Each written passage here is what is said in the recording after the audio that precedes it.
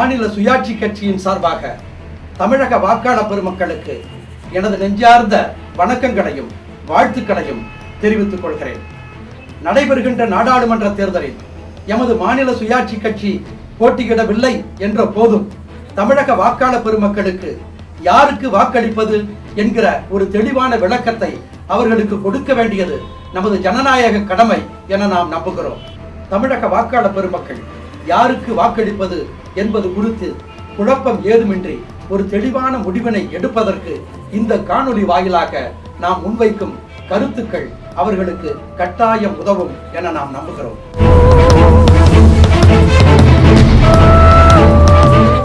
இந்த தேர்தலில் ஒவ்வொரு நாடாளுமன்ற தொகுதியிலும் 18 முதல் 22 வயது நிரம்பிய இளம் வாக்காளர்கள் புதிதாக வாக்களிக்க இருக்கிறார்கள். இந்த இளம் வாக்காளர்களில் யாருக்கேனும் ஆம் ஆத்மி கட்சியின் மீது காதல் இருக்குமாயின் அவர்களின் கவனத்திற்காக ஒரு செய்தி.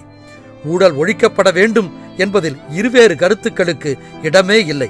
ஆனால் அதற்கு முன்னால் மாநிலங்களுக்கு உரிய சுய ஆட்சி அதிகாரம் பெறுவது மிக மிக முக்கியம் அல்லவா? ஆம் ஆத்மி கட்சி தலைவர் கெஜ்ரிவால் அவர்கள் கொஞ்ச நாட்கள் முதலமைச்சராக இருந்த டெல்லி மாநிலத்தில் காவல்துறை கூட அவரது கட்டுப்பாட்டில் இருக்கவில்லை என்பதை ஆம் ஆத்மி கட்சி தோழர்கள் கவனத்தில் கொள்ள வேண்டும். டெல்லி போன்ற யூனியன் பிரதேசங்கள் முதலில் மாநிலங்களுக்குரிய அந்தஸ்தை அடைய வேண்டும். அதே நேரத்தில் எல்லா மாநிலங்களுக்கும் சுயாட்சி, மத்தியில் உண்மையான கூட்டாட்சி என்ற வகையில் நமது அரசியலமைப்பு சட்டம் முழுமையாக திருத்தப்பட வேண்டும். அத்தகைய அரசியலமைப்பு சட்ட திருத்தம் தேவை என்ற கருத்துடைய நாடாளுமன்ற உறுப்பினர்களால் 16வது மக்களவை நிரப்பப்பட வேண்டும்.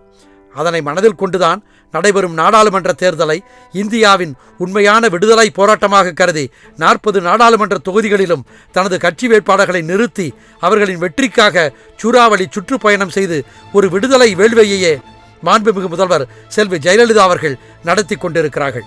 எனவே வடமாநில கட்சியான ஆம் ஆத்மி கட்சி நண்பர்கள் தமிழ்நாட்டின் நிலைமையை புரிந்து கொண்டு தமிழ்நாட்டில் ஆங்காங்கே வேட்பாளர்களை நிறுத்தி ஓட்டுக்களை சிதறடிக்க வேண்டாம் என சிறந்தாழ்த்தி வேண்டுகிறேன். மற்ற தேசிய கட்சிகளைப் போலல்லாமல் தமிழக மாநில மக்களின் உணர்வுகளோடு இரண்டர கலந்து இரட்டை இலை சின்னத்தில் வாக்களிப்பதும் மற்றவர்களை வாக்களிக்கச் செய்வதும் தான் தமிழகத்தில் ஆம் ஆத்மி கட்சி வளர்ச்சிக்கு எதிர்காலத்தில் உதவும் என்பதையும் நீங்கள் உணர்ந்து செயல்பட வேண்டுகிறேன்.